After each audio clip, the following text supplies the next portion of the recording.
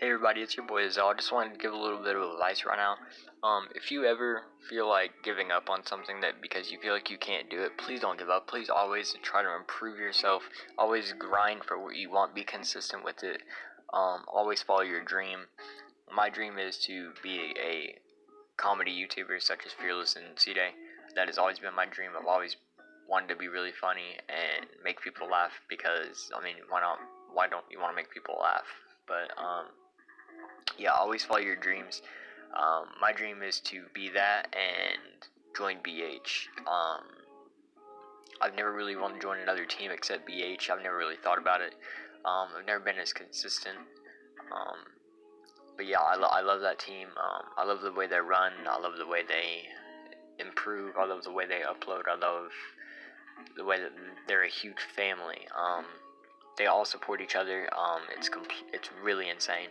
But if you have a dream, always follow it. Try to improve. Never give up. I'm gonna play a video for you guys. It's a speech by an admiral, marine, and you don't have to watch the whole thing. I actually got this from my friend. But the whole thing is like 19 minutes long. I'm gonna leave a full link to it in the description. So if you want to go check that out, you can. Just please do me a favor and like this video and share it with your friends. Get this to blow up because I want this to be a huge inspiration for everyone. The world. So, yeah, love you guys. Start off by making your bed. If you make your bed every morning, you will have accomplished the first task of the day. It will give you a small sense of pride, and it will encourage you to do another task, and another, and another. And by the end of the day, that one task completed will have turned into many tasks completed. Making your bed will also reinforce the fact that the little things in life matter. If you can't do the little things right, you'll never be able to do the big things right. And if by chance you have a miserable day, you will come home to a bed that is made, that you made. And a made bed gives you encouragement that tomorrow will be better. To pass SEAL training, there are a series of long swims that must be completed. One is the night swim. Before the swim, the instructors joyfully brief the students on all the species of sharks that inhabit the waters off San Clemente. They assure you, however, that no student has ever been eaten by a shark, at least not that they can remember. But you are also taught that if a shark begins to circle your position, stand your ground. Do not swim away. Do not act afraid. And if the shark, hungry for a midnight snack, darts towards you, then summons up all your strength and punch him in the snout, and he will turn and swim away. There are a lot of sharks in the world. If you hope to complete the swim, you will have to deal with them. So if you want to change the world, don't back down from the sharks. Over a few weeks of difficult training, my SEAL class, which started with 150 men, was down to just 42. There were now 6 boat crews of 7 men each.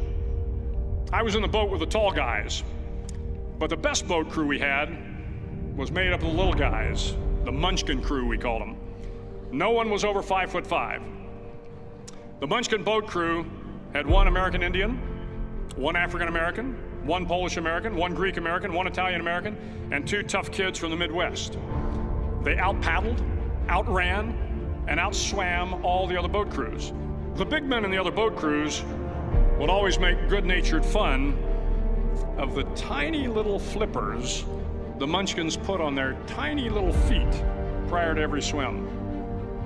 But somehow these little guys from every corner of the nation and the world always had the last laugh, swimming faster than everyone and reaching the shore long before the rest of us. SEAL training was a great equalizer.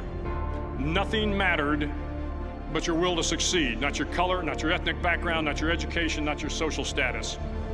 If you want to change the world, measure a person by the size of their heart, not by the size of their flippers. The 9th week of training is referred to as Hell Week. It is 6 days of no sleep, constant physical and mental harassment, and 1 special day at the Mud Flats. The Mud Flats are an area between San Diego and Tijuana where the water runs off and creates the Tijuana Sloughs, a swampy patch of terrain where the mud will engulf you. It is on Wednesday of Hell Week But you paddle down to the mud flats and spend the next 15 hours trying to survive this freezing cold, the howling wind, and the incessant pressure to quit from the instructors. As the sun began to set that Wednesday evening, my training class, having committed some egregious infraction of the rules, was ordered into the mud. The mud consumed each man till there was nothing visible but our heads. The instructors told us we could leave the mud if only 5 men would quit. Only 5 men, just 5 men, and we could get out of the oppressive cold. Looking around the mud flat, it was apparent that some students were about to give up. It was still over 8 hours till the sun came up. 8 more hours of bone-chilling cold. The chattering teeth and the shivering moans of the trainees were so loud, it was hard to hear anything. And then one voice began to echo through the night. One voice raised in song. The song was terribly out of tune, but sung with great enthusiasm. One voice became 2, and 2 became 3, and before long, everyone in the class was singing. The instructors threatened us with more time in the mud if we kept up the singing, but the singing persisted, and somehow the mud seemed a little warmer, and the wind a little tamer, and the dawn not so far away. If I have learned anything in my time traveling the world, it is the power of hope. The power of one person, a Washington, a Lincoln, King, Mandela, and even a young girl from Pakistan, Malala. One person can change the world by giving people hope. So if you want to change the world, start each day with a task completed. Find someone to help you through life. Respect everyone. Know that life is not fair and that you will fail often. But if you take some risks, step up when the times are the toughest, face down the bullies, lift up the downtrodden, and never, ever give up. If you do these things, the next generation and the generations that follow will live in a world far better than the one we have today. And what started here will indeed have changed the world for the better.